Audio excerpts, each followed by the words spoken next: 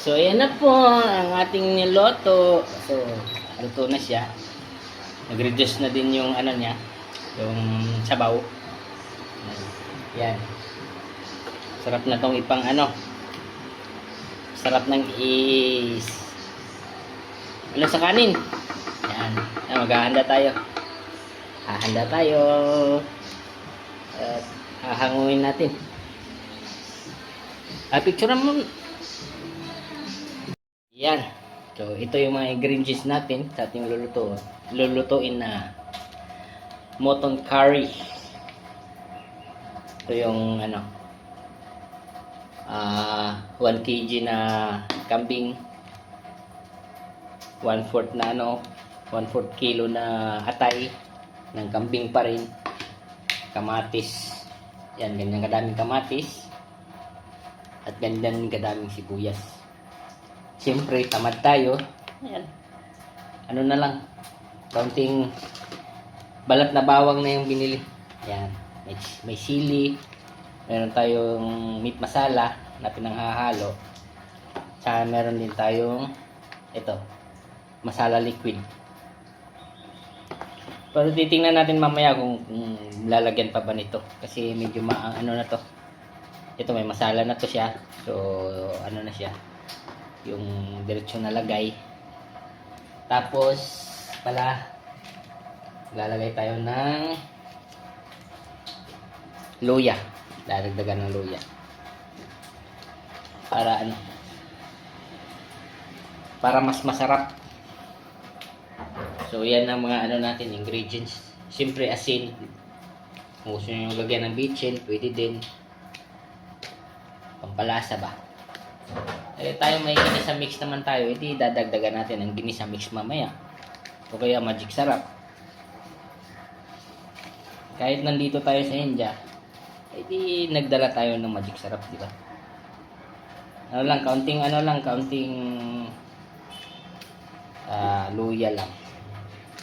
Ganito siguro kalaki. Yan.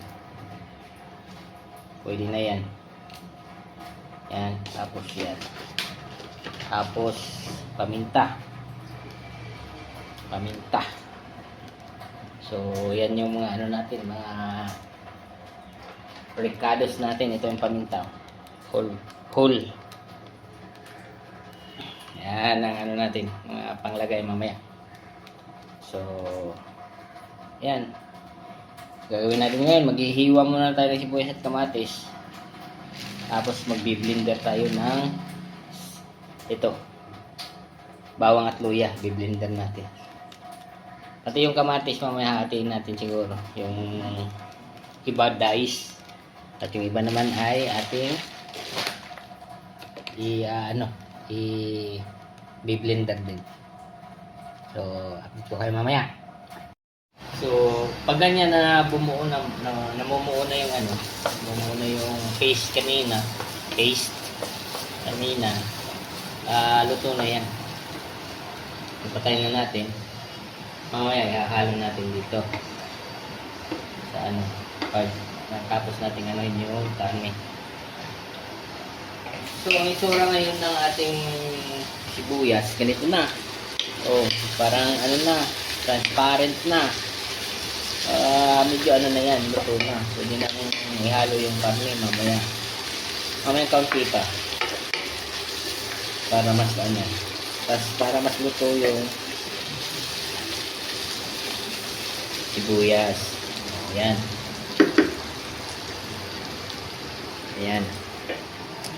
Ang lutong to ay natutunan ko lang din sa mga kasama naming mga ano, Indiano.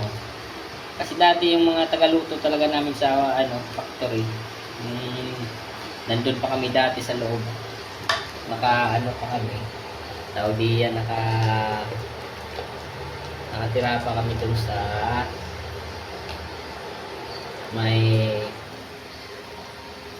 compound ng factory. Ang mga tagaluto ay Nepali at mga Bengali. Ang Nepali at isang Bengali. Ngayon na nandito na kami sa labas,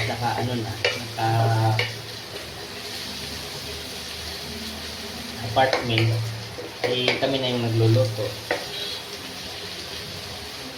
Kaya natuto ka ako nito kasi nga lagi akong nasa kusina nang nandun ako sa compound. Lagi nanonood sa kanila kung ano yung pagluluto. So, hanggang natutunan ko to. Saka, yan, lagi na namin niluluto ng mga kasama ko.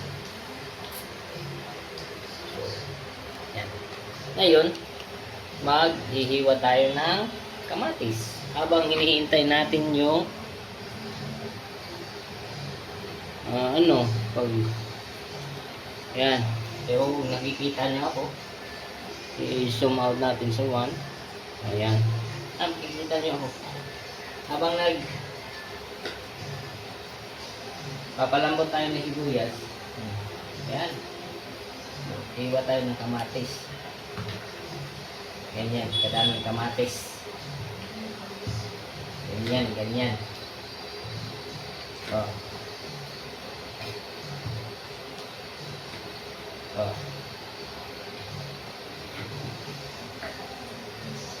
Siyempre, kailangan natin siyang hiwain ng dice. Pwede naman hindi kasi ang iba dyan ay gagawin natin, i-blender natin. O, yan lang. Papagita ko sa inyo. O. Yan. Ganyan lang paghihiwa. O. Ganyan pagkahiwa. Mabilis lang yan. Medyo madami nga lang. Habang naghihiwa, ay huwag mong kakalimutan halo yung sibuyas mo at baka masunog naman.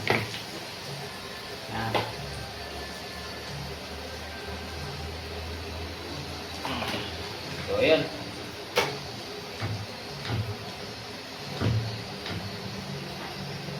Gagawin natin mamaya sa kamatis ay iba po. I-puree natin. Yung iba ay i-ano lang, halo lang. Diretso na naka-dice. So, ayan. Dito tayo sa kabila. Dito tayo. Baba. At lalagay ko na ang lulunod ko na yung karne. So, ito karne. Ito dapan. Para tingnan nyo pala yung nangyari na sa ano. O, yung ganyan na yung naging mukha ng sibuyas. So, pag ganyan na, pwede mo nang ilagay yung karne. Karne.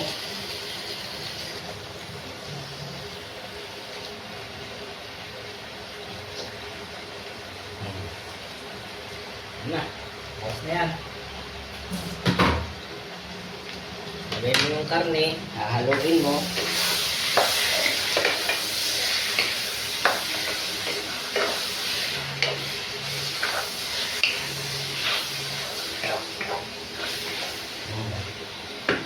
Yaman lang din siya. Lasa natin konti yung temperature. Lalagay tayo ng asin. Yan. Maganda yung asin namin, o, kulay pink. Asinan mo.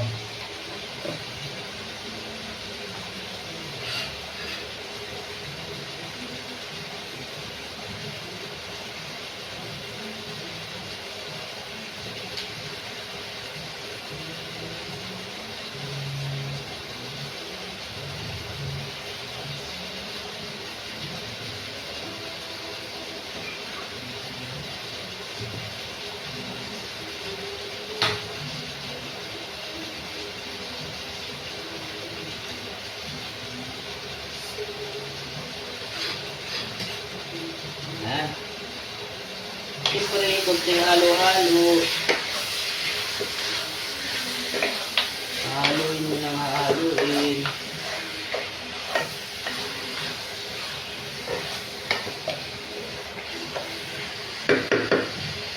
Tatakpan.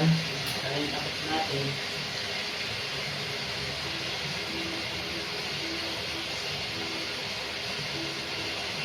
Yan, tatakpan natin. Habang panoorin nyo akong nag-i-slice. Ayan, sa slice, i-slice na yung kamatis.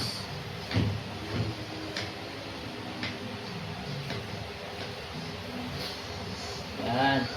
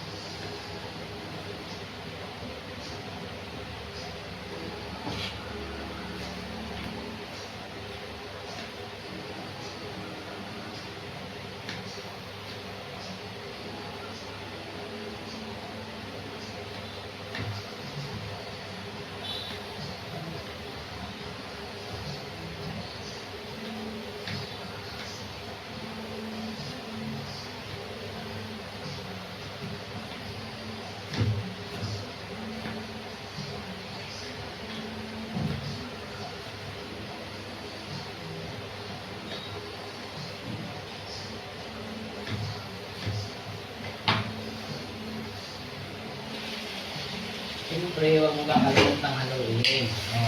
Baka masunog naman. So, pag ganyan yung itsura, maglalagay na tayo ng kamatis.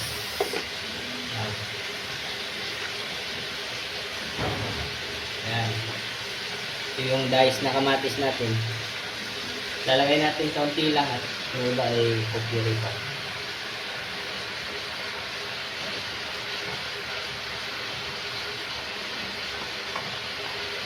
Pwede naman lahat na. Lahat na lang natin. Huwag na tayo mag-pure.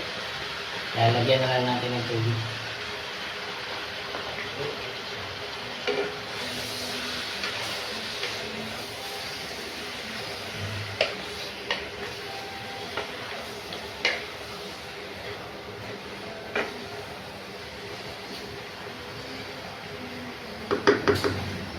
Kaya natin konting tubig para mabilis.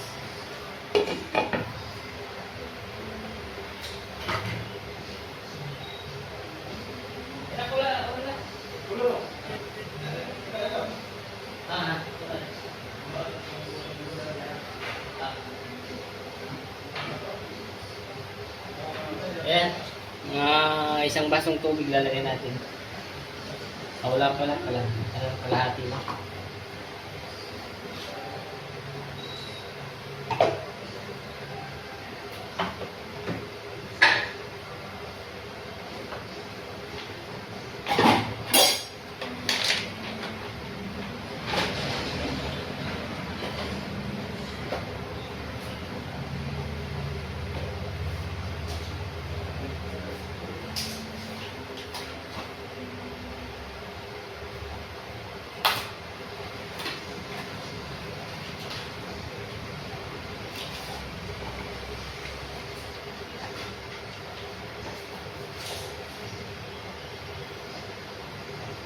Tapos habang maglalagay tayo nito. Yan, ito. Ito siya. Ito. Ngayon lang ako nakagamit nito. May instruction naman. Lalagay daw yung karne sa pressure cooker. Lalagay yung ito. At lalagyan ng tubig. Nasulutuin na 15 minutes. Pero matagal pa naman yung natin. Bubuksan ko muna. Papakita ko sa inyo. Sasabihin ko sa inyo kung ano yung amoy ng laman.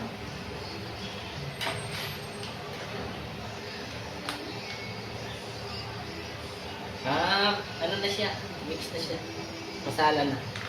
So, pwede na tayo ilagay. Mamaya.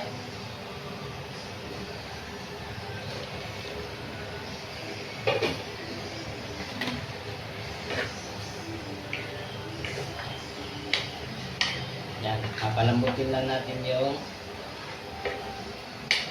ating kamatis. So, ayan, papalambot tayo ng kamatis at saka lalagay natin to. Pati ito, hindi pa nalalagay. Mamaya na ito ilalagay pa ganun. Para hindi masyado matapang. Ito yung ating update. Tumatas na yung nagkaroon na siya ng sabaw dahil sa kamatis at saka yung yung tumatas na yung laman. So mamayang konti, pag medyo natuyo na yan, lalagay natin yung masala puree at papalambutin na lang. Ayos na yan. Yan. Sana matikman nyo din.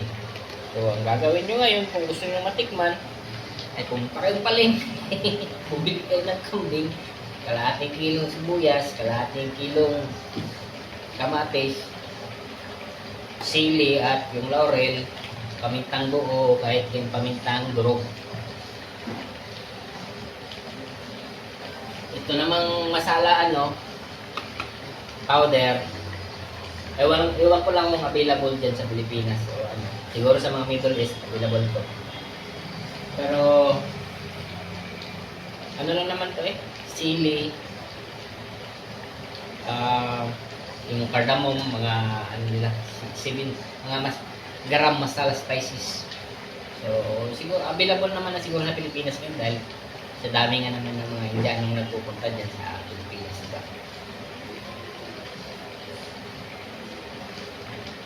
Madami ng mga Indianong nakatira dyan sa Pilipinas, dyan sa atin sa Pilipinas.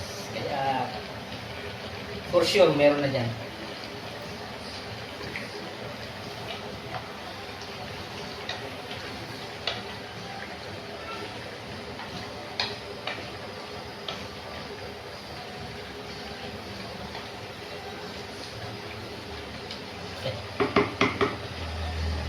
Mamaya, update ko kayo ulit. Ayun. Yan. Bagong ligo na tayo. Ito na yung ano natin, niluluto, oh. Yan. Nire-reduce na lang natin yung ano, yung sabaw. Para hindi siya masabaw, para gravy na lang, no. Pero pinapalambot pa rin natin yung karne kasi medyo matigas pa yata. So, yan na itsura niya ngayon, oh. So, medyo maanghang, spicy, ay ganyan. Yan yung flavor niya. Mabango. So, yan. Yan po ang update natin. Sa mga ano natin dyan. Baka naman. Subscribe kayo. Yan, bagong ligo. Yan.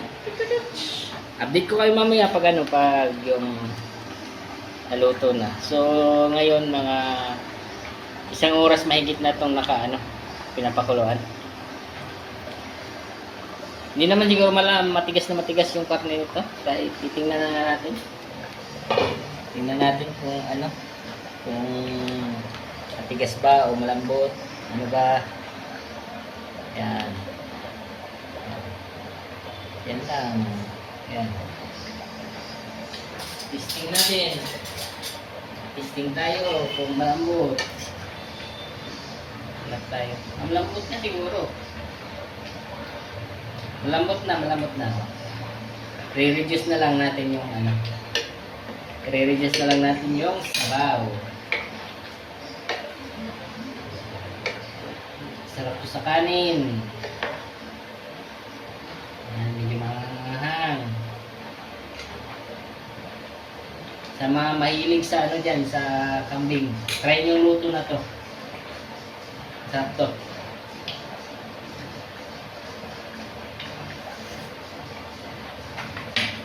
Kaso lang hindi lahat nagugustuhan ng na to. Hindi lahat nagugustuhan ng lutong to kasi iba yung halimbawa bago ka lang sa lutong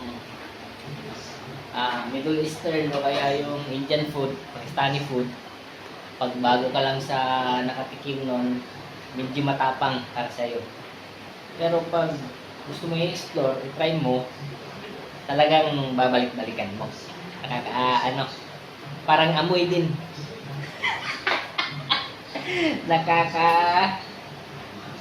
Tawag din yan.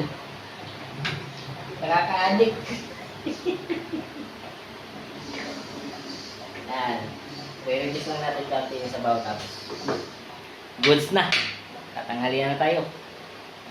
I-update ko kayo pag pag naluto na natin. Kung naluto na, update ko kayo. So, ayan na po ang ating niloto. So, luto na siya. Nag-reduce na din yung niya, yung sabaw. Yan. Sarap na tong ipang sarap ng sa kanin. Yan. Maghahanda tayo.